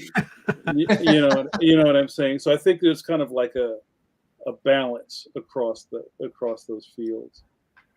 Well, we've got a question from D. Brad Gibson on Facebook. Hello, John. Do you come up with a story title first and base your story on the title, or is it the other way around? I noticed you liked alliteration for your titles. Oh, that's a great question. For me, it's been, I like the alliteration. The titles have always come after. When we started with Max Meow, I was calling him Captain Cat, and for some reason the publisher didn't like that. So my son and I went through a list of about like 30 names and came up with Max Meow Cat Crusader. For the titles, in most cases, the title came almost after the book was drawn, because I forget, like the second one is Donuts in Danger. And originally the villain, who's a squirrel, was going to be stealing all the peanuts in the city. And I had no name. And they made me change it from being peanuts because lots of kids have peanut allergies. And I was like, this is so ridiculous. What am I supposed to do? Make it donuts and change the scene at the farm to a donut farm? And then I'm like, okay, that's pretty good. So in most of the cases, when they made me make changes, that's great. Yeah, I would complain and solve the problem right there. So Donuts in Danger, that one came pretty easy. Pugs from Planet X, that one I think I did have before the book. Just because I wanted to draw. My friends have pugs, and I think they're all must be aliens because they're so weird. That's the only one where we came up with the title first. And then the Time Machine, the next book coming out is called Taco Time Machine. It was originally, I was going to have it be a giant turkey because the idea is like Doctor Who would get stuck in a certain shape. And they were afraid Turkey Time Machine might suggest this is a Thanksgiving book, which I didn't see. So again, it was just fighting for that alliteration. And since all kids love tacos, and even going back to my Buzzboy days, it always revolves around food somehow. I going back to my basic love of junk food as a kid. Thanks, Deep Red. That was a great question. Oh, there's another one here from our boy Ronaldo. Ronaldo says, in the kids genre realm, are there topics or themes you shy away from? That's a good question, Ronaldo. And John, is there not? I don't know if you can talk about it, but have you come across any type of, I don't know, FCC sheet that they say you shouldn't? You know what I mean? Like, here's a list of things. Like, don't throw Batman through the window with broken glass and a cigarette in his mouth. You know, that right. Kind of thing. Well, for me, the main goal of Max Meow is that kids won't realize they're reading, that they're having so much fun that they will enjoy themselves. And that's the number one thing. Some of the messages that I probably stick in there are things that I think about all the time. And my editors have never, these publishers are publishing such a great variety of type storylines.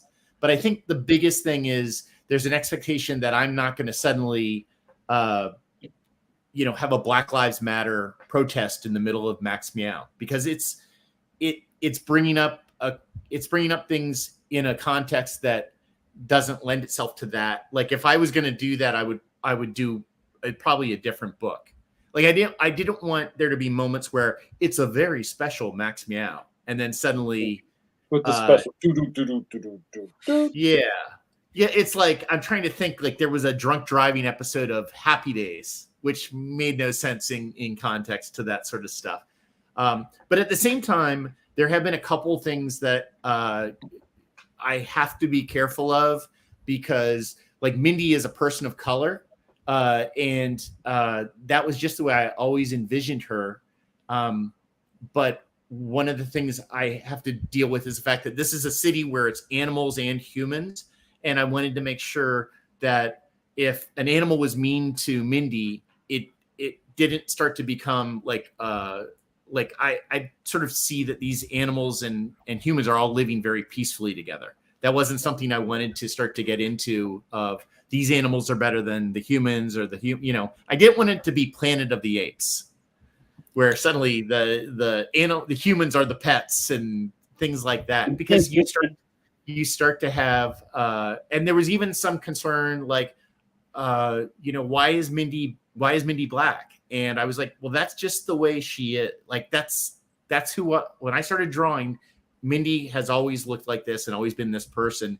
And what's great is there have never been any complaints. People enjoy it. In fact, the best thing is when I had someone come up and go, I love Mindy because she looks just like me. And this little girl actually had purple glasses just like Mindy does. And she's like, and I want to be a scientist when I grow up. So it was just a really neat sort of thing. That's great. So you don't have your little, you're not worried that you'll have your, was it the Inspector Gadget or G.I. Joe, like, don't go take your parents' medication, kids. Medication. Yeah, exactly. Yeah, and the counter to that is looking at Pogo and how frankly how incredibly topical it was and how indecipherable a lot of it is now, because it's the context is lost. And yeah, I feel like it's amazing, you know, so it's so much of it's better left to subtext if it's going to be something that you want people to read in 30 years and understand in 30 years. And it seems like these books are being designed to be read in perpetuity. Right. I wanted to, there are a couple things. I think I have a reference to, which book is it? In book 3 or book 2, I make a Hamilton reference where the robot starts singing, but he's singing songs that I kind of think will be around forever. You know, he's not doing like he's not doing Backstreet Boys or NSYNC but of course they will be around forever. Yeah, but take that back. I mean, but yeah, like in the early Buzz Boy book, there's like a reference to Baba Booey from Howard Stern, and I'm like, at the time it seemed like that was going to be around forever, and it's like, no. Yeah, what is it? Bloom County. I love Bloom County, but if you buy the books that come out, Berkeley Breathitt's actually explaining things next to it, and I'm like, oh, now I like it even less. Like I really love Bloom County, but when you're explaining the jokes, it is tough. Yeah, that's why I always liked strips like Popeye, where it's just like this alternate universe. You know what I mean? Where you have weird, bizarre characters, or like even like Alley Oop. I mean, I don't know if it's more current now, but a lot of the old original strips were either topical, like whatever was going on with the war, or they were just completely like the Smurfs or something, you know what I mean? Or like the Katzenjammer Kids or whatever. You know, right. they were make-believe, that magical town. I mean, they're still the same way, like was it Snuffy Smith and Little Abner, and a lot of those old strips, the cartoony ones, you can like really kind of like get away with it, like Heathcliff and Garfield. It's, you know, it's not dealing with the current politics, because politics is always going to date. Yeah. It's like old issues of the Fantastic Four where like the Thing has the Beatles wig on or something, or they would draw like President Nixon as the president or something, you know. Oh yeah, Superman meets the president. Right. It's like, oh hey Lyndon Johnson, how's it going? Nice Spiro Agnew. I do have a character. Well, I do have a thing in the most recent book where Mindy's mom is running for mayor, and I kind of had to work through this and have it be nuanced, because the mayor sort of says like, well, you can't be in charge of Kiddiopolis because you're not from here. And it was really, at the time, much more heavy-handed and preachy about the go back to where you belong sort of mentality that we were seeing on television by politicians. And I just, and my editor was like, you gotta like, don't forget who you're creating this for. And you can get that idea across without alienating. Like, it wasn't that we didn't want to have people to think be a good person, but we didn't want to do it in such a way that these kids were never going to get to read it. So, because that's not what Max Meow is. And I mean, I have plenty of stories that I can tell that are like that, but I love that fact that we're not trying to do, what was it? The way cartoons in the 70s or like Shazam or G.I. Joe, like you said, would end and they'd have to explain why, like the Shazam live action show, the lessons, it was like taking a sledgehammer and hitting you over the head. Well, do you think even to that degree that there's a little bit of just ignorance to how smart kids really are? Because I think that's something that usually adults, that's the first thing they forget, is that, you know, kids are pretty wise. If you know. They're way sharper now than the kids were in the 70s or the 80s, that's for sure. That's true. Yeah, I think that that's definitely true. And again, I was like, the thing that I said is, I hear people say, you know, kids, I remember when we were trying to start Kids Love Comics, the group that promotes literacy in comics, back when you had to tell people that kids love comics. You don't have to tell people that anymore. I remember there was like a network executive that was at New York Comic Con. He got up on stage and said, well, we know kids don't read. and I heard about it through the grapevine at the show, and I was like literally walking around looking for this guy because I was that mad. I was so mad. Because it's just, you know, it's insulting. There is plenty of ignorance about certain things in history, but I think kids get it. And the big thing is, yeah, you don't want to be talking down to anybody. If anything, you're talking down to the parents. You know, parents get scared. And I always laugh because, like, my wife, she wouldn't let the kids watch. I can't remember what cartoon it was. Like, oh, that's out of line. And it was something like more lame than The Simpsons or something. But she let him watch Johnny Quest, which had, like, you know, snipers. And because she remembered Johnny Quest as a kid, and that was a wholesome show. And you know, just like Speed Racer had, like, he'd pick up a gun and shoot it at people, and you know, but we watched it as a kid, so it's okay. That's funny. I think well, it's funny because you mentioned Johnny Quest. I remember there's an episode where Race Bannon is firing a gun and he ricochets it off the shovel of a bulldozer, so it goes around the corner and, like, the guy over. But later on, when they reran it on NBC, they edited out, and that one with the guy being in the tree, the sniper in the tree. I remember that as a kid. Yeah. When he fell out of the tree. So, like, when you guys watched G.I. Joe, whenever Cobra got blown up, they also parachuted out of the guy parachuted the safety. Yeah.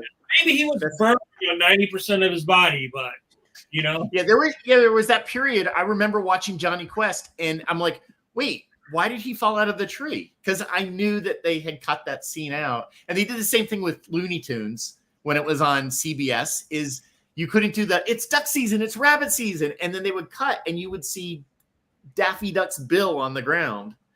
And so, yeah, I mean, I do like to have a lot of humor because, you know, 50% of these books are read by the parents to the kids at first, or at least partially. So I would like them to be laughing. So would you not have guns? Would you not have people shoot, like bad guys shooting guns? Or is it like a laser gun, so it's obviously not?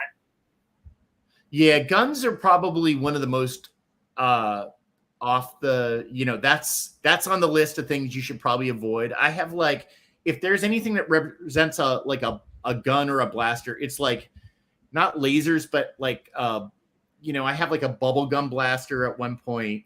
I usually it's a non-violent sort of thing in this, and I think there's a place for that stuff in, you know, like Disney cartoons. There's times where there are guns or not guns, like The Incredibles. Max Meow's more like 7 to 10-year-olds, and I think it's one of those things. Unfortunately, there's too many guns literally in schools, so it was just something that I decided to go against, and my editors supported. But you know, the funny thing is, they got no problem with Max Meow punching someone in the face and having a big pow. They love that. And I honestly, I would say using the 60s Batman in some ways is probably the guideline. There can be death-defying things going on, but rarely are guns involved. That's wondering about it, because that was one of the. You could show guns. I mean, like if you're shooting Superman, you know, he's right. Bounce off. And like the Batman series, there was guns, but there was certain. You couldn't show them shoot somebody and then somebody getting hit. And yeah, well, what's funny is I remember seeing the Green Hornet show. Yeah, the Green Hornet show had lots and lots of guns. Like they would fire like machine guns, and no one ever. Like I think people died. I think people got hit by cars. It was very much like Marcus Welby, Perry Mason sort of deaths, somewhat off screen. But yeah, Batman. Like I try to have like death-defying, you know, he's been tied up and there's a giant vat of glue that's going to fall on his head. And you can, you know, it's symbolic of the danger without making it like, I don't think I need an Uncle Ben scene for for Max Meow, where his grandpa cat dies. I have the cat with the number come out, the 9. Yeah, no, it's 8, 7, 6. 5, 4, 3, 4, 2. I had a question just about, and this is something that I've been studying for the last couple of years, and just seeing. I don't even want to call it the rise of graphic novels because it's weird. We've been in this soup for a long time, and just the success of Kazu, the success of Raina, the success of Dave Pilkey, who is an industry to himself at this point. Um, there's a very strong presence in the book world for these titles, but in the comic book shop, it's not exactly the same, right? I think there may be something there with just the fandom of comic books who don't want to give this stuff its air. Maybe because they feel like the art is beneath them because their Wolverine has stubble on his arm. You know what I mean? Yeah. And I wonder, as career cartoonists, how do you feel about that? If we want to go back to that, every cartoonist is an island thing from the beginning of this, and say that it's just the power of cartooning, right? Do you feel like the comic book reader should be giving some space for Fun Home or New Kid or middle grade or young adult books versus the comic book stuff? Well, I think as far as comic shops go, I mean, I've been living in the DC metro area. I'm very lucky because almost all these shops have kid-friendly areas in their store. I think it's like a financial mistake to not embrace that and have a selection of kids' books at the front of your store so dad can walk to the back and pick up, Elvira. His Eros comics. Yeah. It's his Bondage Fairy pull list. Yeah, exactly. Sorry. I'm sorry. Well, go ahead. I think, and there's one shop that we all know, Captain Blue Hand Comics in Newark, Delaware. They have such, like, I would say 30% of the store is designed for kids. And what's great is it sort of encourages the people who walk in to want to share something with their kids. That place, you might notice I have a diner booth in my studio that I draw on because I love diners, but they have a diner booth, and that's like what they call it, like the girlfriend booth. They used to. Now the girls come in and the husband or boyfriend sits there. But I think it's just like anything. I think there has to be an embrace of things that make money. And right now, kids' graphic novels it'd be foolish not to embrace that. Well, just like they also have gaming areas to bring in games. Yeah. I was talking to Blevins about this the other day because they always say that mythical teenage people still sort of think of comics as mostly being this mythical teenage reader. But, when I'm at shows, I'm not really seeing a lot of teenagers. I'm mostly seeing people with gray here. There are young people, but they're not reading Daredevil or Spider-Man. They're reading manga. They're reading a lot of other things. So I always think it's funny because they imagine, or people always say, that teenagers reading it, but it's like comics are expensive and teenagers don't buy anything they don't have to buy. They try to get everything for free. It's mostly like 35 to 45-year-old people I see at most of the conventions that are coming up and buying stuff. Mostly younger, and I would see that because I would go and I would be sitting with Mimi and Liang, and they're selling the anime stuff, right? Those young people are not coming over to my spot. You know what I mean? They're going to the next anime kind of looking thing. Well, and as far as the kids stuff goes, I mean, I agree. I think most of the people I know, my daughter included, they all read webcomics. And there's one that's transitioned over to print, Lore Olympus. Yeah. It's just that's one that people will actually invest and buy the book. But not everything gets purchased. As far as the kids stuff goes, I mean, we have a Kids Love Comics area at Baltimore. It used to be, this is the place that that guy who blew off his family all weekend stops for 10 minutes to buy something so he doesn't get yelled at by his wife. Now I see parents who are like me, overindulgent, want the kids to, love stuff like I love. They bring their kids. The kids are dressed like Jedi Knights. Everybody's dressed as a family, and it's like, what can we get? Everybody gets something, and that's just it. Is like, I've been at some shows now where I've have all 3 books, my first 3 books, and I'll describe the book to the kid, and the kid goes, "Can I have that one?" and points to one of the books, and the dad's like, "Have one," and they pick up all 3, and then they're like, "And your friend has a birthday party," and I'll sell 6 books, and it's because I'm the same way. Like, my son Will has dyslexia. I could not get him to read anything until Dogman, so I bought every Dogman book there was, and I tried buying books that were similar, and then I created Max Meow so he would have something to read, because he helped me write it, and then he's reading it over and over. So you're absolutely right. It's like there are these little encampments. But what's great about comics is, like, remember the days when only 10% were women?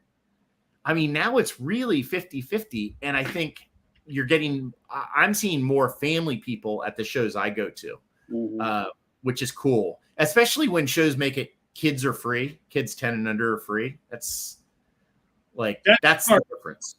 That's a smart business. I mean, one of the things I like about web comics or webtoons is that it really injects this whole mass of female cartoonists, because I've talked about this before in the podcast. When I was a teenager and going to a show with my portfolio, there was never a woman in line. It was just dudes, all dudes, right? And now, when I'm at a show and people come up and bring their portfolio from an art school, it's at least 50-50, right? And that's real. I think in 15 or 20 years, this is going to end up making the business broader and richer, because you will have female cartoonists, young females who grow up reading female cartoonists who have produced a volume of material that was not there for, if there were female cartoonists that are my age when they were younger. There just wasn't that type of readership, Yeah. And the type of, there was like 5 women in comics, It was like Trina Robbins, Colleen Duran. Yeah, I mean, you literally could list them off the top of your head. Yeah. And I think comics owe a lot to, like, Vertigo and manga for all of that. Right? And That's now, true. Yeah. And Borders. Yeah, absolutely. Giving up the floor. Absolutely. Right. Yeah, Sandman. They were fought every step of the way. That idea that the comic shop only order, it's a shoe store that only stocks shoes that fit the owner. That idea that it's only that narrow, Marvel DC lane, and if you don't want to get in this, don't come into my store. Talking down to people who come in, like that whole thing. It's breaking down thanks to the people who pushed back, and it's so great now. Right. Do you see a lot of young cartoonists, budding cartoonists, when you go and you do because I know you and Jamar both used to do, or still do, a lot of library shows. Yeah. I mean, I would say the question I always ask kids is, do you like to draw? And of course, I think I'll see 1 out of 100 say they don't like to draw. And I'm like, that's good. Someone's got to draw. You can come up with the stories. But every kid loves to draw. And if they're walking up to my book, they love to draw comics. Like, almost every kid has drawn a comic, even if it's like a 3-panel strip. And they, like, I used to have to explain, like, what a word balloon is, what the gutter is. And these kids all know, because it's been incorporated into either library or writing materials. Right. They've got these little educational packets. And so it's really exciting. And then I've had a couple kids that I have my first student that is going to school for art starts next week or the week after at VCU, Virginia Commonwealth University. And his parents, I'm sure, are swearing because I'm sure they thought he's smart enough to be anything he wants to be, and he wants to be a visual artist. But it's one of those things where I'm like, this kid's so smart, he's going to be successful. But I meet lots and lots of kids that it's incredible how good they are and they almost all of them use YouTube tutorials to learn how to draw Pokemon. And the only kids I cannot tolerate are the ones who draw Dragon Ball Z with their with the bursting veins and they look like they're going to explode. Yeah. What were you looking at to learn how to cartoon? Were there certain books or certain artists like your touchstone? I mean, I know you mentioned Alex Toth, but right. Well, so Alex Toth was an influence without me knowing because he was designing so many animated, and that kind of started to come out in my style when I got older. But I got the book, The Great Comic Book Heroes, which has a foreword, put together by Jules Pfeiffer. And he has a piece of artwork that he did when he was 9 of a comic book. And my mom just found that original drawing where I copied what he'd done. And it was called Radio Comics. And the cool thing about Jules Pfeiffer was 6 years later, he was drawing for Will Eisner. But the power of that wasn't the style. It was just realizing I can draw comics. Like I was 5 years old and I really already had that figured out if I wanted to. But it's funny because you look at my early art and I was drawing Batman. And then there was it wasn't even the Wonder Woman that Linda Carter played. It was the one, but Kathy Lee Crosby played Wonder Woman a year before. And I drew this woman and she's got red and blue and there's no plane. I drew her plane is invisible, but she's in a plane. But it was really the only book that I had was as a guide was How to Draw Comics the Marvel Way. Mm-hmm. And what's funny is I didn't realize how much that actually helped me. John Buscema's layouts that they show in that. And I copied a bunch of stuff. High school, I had all the Byrne Hogarth books, and it's funny because it's almost like I had to learn all those rules to draw a superhero cat now. But it is true. I mean, I think knowing the anatomy, knowing the rules so you can break them is so important. And I don't always see that, from young artists. At the same time, Dave Pilkey started this whole thing where he will teach kids. He doesn't do the underdrawing when he shows kids how to draw his Dogman character. And in the back of the Max Meow books, I've tried to avoid that because I realized that there's a whole group of kids that cannot think that way. I can. I look at anything, I see the underdrawing in it. But again, it's something I want to be. The more universal I am, hopefully the happier everybody will be. Well, you know who's happy right now? Your dog? Well, I think I think he's hungry. I don't know. It's us, John Gallagher. In front of him right now, like one of those little cartoons. Oh, like the flank steak. That's a word balloon. Yeah. Is you spending time with us tonight, John? This was a fantastic episode. We are out and overtime. It just went like that. It melted away. Well, thank you. All three of you have been a big inspiration to me in different ways. So I appreciate. I'm honored to be on here. Oh, thank you, John. John, tell us other places that people can follow your work and follow Max Meow. Well, the gutter. No. JRD says the gutter is where older creators end up if they aren't careful. Wait, how did he add that joke? I said that in 1 second later, it pops up. This wasn't scripted. You can go to maxmeow.com and you can really that's the main site. I have a Facebook page. There's Max Meow, Cat Crusader. There's also a John Gallagher, FB John Gallagher, I think. I'm on Instagram at John B. Gallagher and Twitter. So just search for me, but maxmeow.com sort of has a jumping off point for everything. And, You can see all the books, and I'm really appreciative of all the support I've gotten from so many creators and people that have known me for years. And then also just there's people that actually read Buzzboy that are at some point going to have kids. So hopefully that'll pay off too. Well, that's fantastic. Well, thanks, guys. We're gonna kick out. Love the conversation. Please go follow John wherever he is, not in the parking lot, on the socials. Well, and if you buy only 2 books on October 4th, Right. Taco Time Machine and Leon the Extraordinary. That's right. We are sharing a book birthday. We'll have a crossover, right? Oh, that would be fun. It's got to happen. It's got to happen. I'm very excited. But it'll be like when Mork and Mindy. Mork showed up on Happy Days, and I remember that. So we'll have to figure out who's Mork in this scenario. I think we know. All right, you guys, we're going to kick out of here. For my co-host, I'm JAMAR Nicholas. This was our buddy John Gallagher. John, you know what we're about to do. We're still in a pandemic, right? So don't forget to wash those curvy hands. Put your hands up, Gallagher. There you go. All right, you guys. We'll see you next week.